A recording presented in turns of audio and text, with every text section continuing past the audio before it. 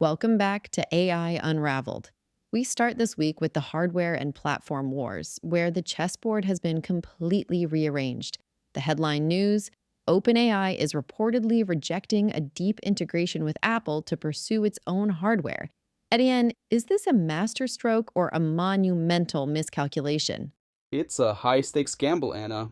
On one hand, building their own hardware gives them total control over the user experience, the holy grail for any AI company.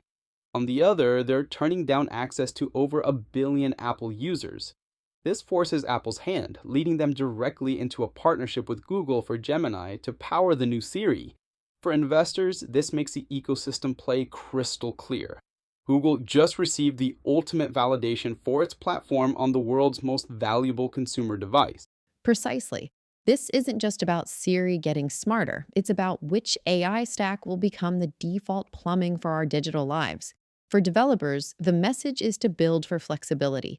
The platform you're on today might not be the dominant one tomorrow. This fragmentation at the top creates opportunity, but also immense uncertainty. And that uncertainty is bleeding into our second pillar, the boardroom and the courtroom.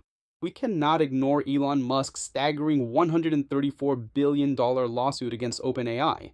He claims the company has abandoned its nonprofit humanitarian mission. The question for executives is whether this is a genuine fight for the soul of AI or a strategic move from a competitor who feels left behind. It puts governance under a microscope, especially when you see OpenAI's investment fund investing in CEO Sam Altman's own brain computer interface startup. Regardless of the intent, the perception of a conflict of interest is a significant risk. This is the new reality of AI leadership. Every decision is scrutinized for its ethical and fiduciary implications. It also signals the end of the free data era. We're seeing this across the board. Matthew McConaughey trademarking his face and voice, and tech giants finally paying Wikipedia for its data. For any business leveraging AI, the cost of high quality, ethically sourced data is now a line item you can no longer ignore.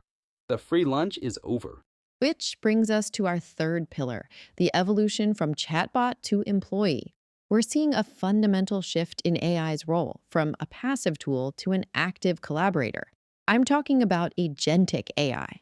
Exactly. Anthropic's new Cowork feature allows non coders to deploy AI agents to perform complex tasks, like analyzing reports and creating presentations. It's like giving every employee a team of tireless digital interns. Then you have Cursor, whose AI agents just built a functional web browser from scratch.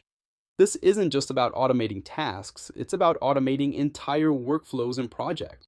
For developers, this means the nature of coding is changing. You become a manager of AI agents, not just a writer of code. For executives, this is the moment to reevaluate headcount and productivity. Are you hiring for tasks that an AI could do? This is the chatbot to employee moment, and it will redefine entire job functions. But all of this, the agents, the models, the platform wars, relies on our final pillar, the physical pivot to massive infrastructure. We saw Meta cut 1,500 jobs in its VR division, not because VR is dead, but to funnel that capital into its Meta Compute initiative.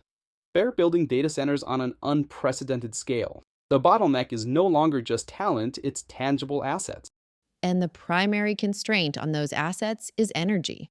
Look at Microsoft's Good Neighbor plan. They're now offering to pay the power bills for entire communities that host their data centers. This isn't charity, it's a strategic necessity to secure the social license and literal power required to operate. It's the perfect analogy for where we are. For the last decade, AI progress was a race up a software mountain.